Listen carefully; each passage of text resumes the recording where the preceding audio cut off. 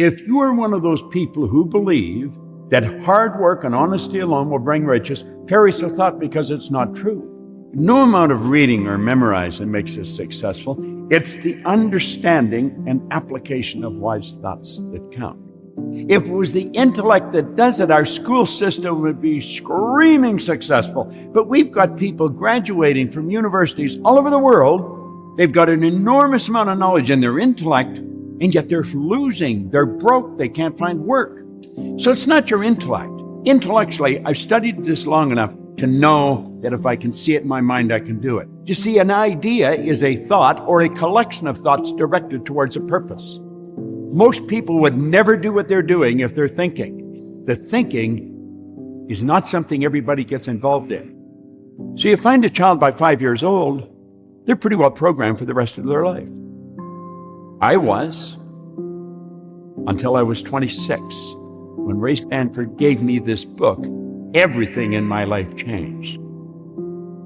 If a person has a goal of getting out of debt, they will probably stay in debt forever, because that's what you think about. And whenever you think about and get emotionally involved with, you're going to attract. You get on a frequency that it's on and you attract it. He said the state of mind must be belief and not mere hope or wish. So then I think, well, how do you believe? Where do your beliefs come from? Do you just say, I believe? There's more to it than that. You're going to run into a brick wall, and everything in you is going to want to quit.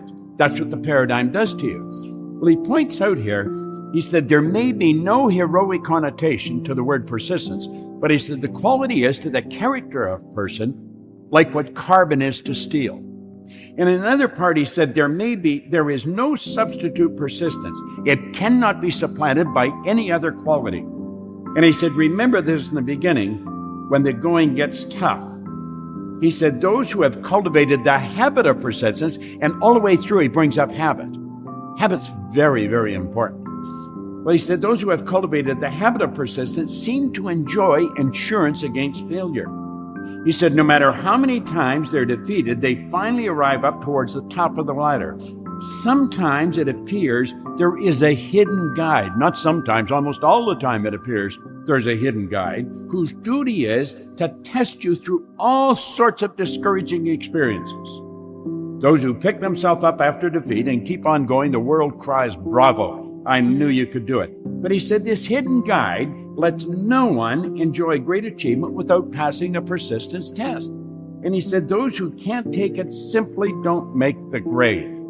He said those who can take it are bountifully rewarded for their persistence. They receive as their compensation whatever goal they're pursuing. I was 26 years old. I'd been losing my entire life. And in 1961, I met a man by the name of Ray Stanford. You had to admire the guy. He was a good-looking guy. He was very successful. He always had money, and he was very happy. He got me to sit down and take a look at my results. He put a big R on a sheet of paper. And he said, Bob, let that represent the results that you're getting in your life. Then he put three letters down beside it, 2 H's and a W. And he said, let that represent happiness, health, and wealth. Now he said, I'm going to ask you a question. He said, do you think I'm a happy guy? And I said, yeah, you seem pretty happy to me. He said, have you ever seen me when I was sick? And I had to admit I hadn't. He said, have you ever seen me when I was broke? Well, he said, you've got to be one of the most miserable people I've ever met. And the guy was right on the nutty. I was an unhappy person. And he said, you're always sick. He said, you don't have a terminal illness or anything, but you've always got a headache, a cold or something. And he said, you're always broke. I was earning $4,000 a year and I owed $6,000. I owed everybody that I knew money. He said, why don't you change? But it never entered my mind that I could. I think I just got up and put in my day. And I think a lot of people live that way. And he said, do you ever read anything? And I said, no, I can't read. Now, that wasn't true. I could, but not well. And he said, the secret of the ages are locked up in books. If you do exactly what I tell you, you can have anything you want. Well, of course, I didn't believe that. I mean, I had never had what I wanted.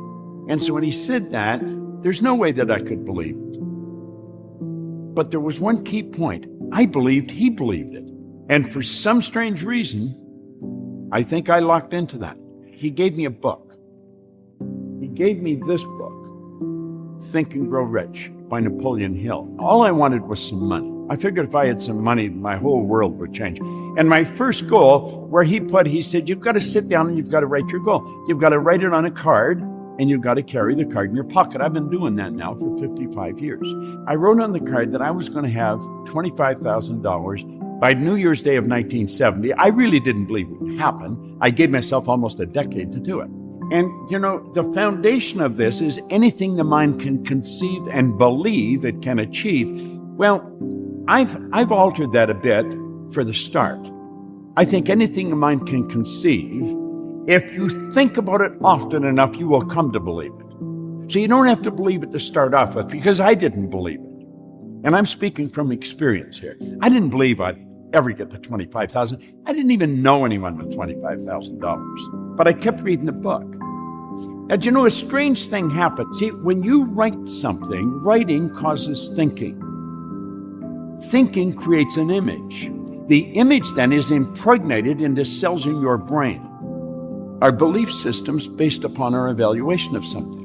And frequently, if you reevaluate a situation, your belief about that situation will change. And suddenly, I realized I'd figured it out. It had taken me 9.5 years from that day in London trying to figure out, why did I change? 9.5 years later in the restaurant, it dawned on me. My belief system had changed because I was reevaluating who I was.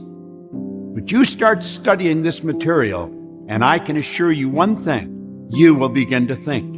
And all the great leaders all down through history have been in complete and unanimous agreement on that one point, that you and I become what we think about.